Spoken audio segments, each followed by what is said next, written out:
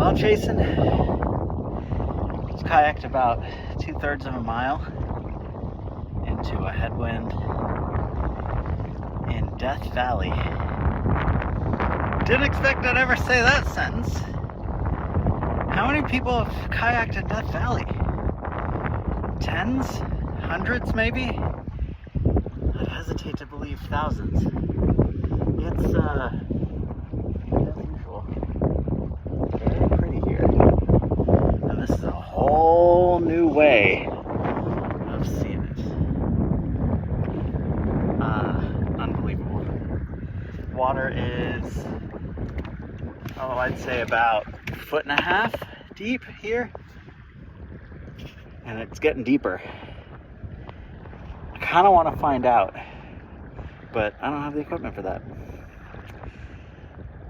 Wish you were here.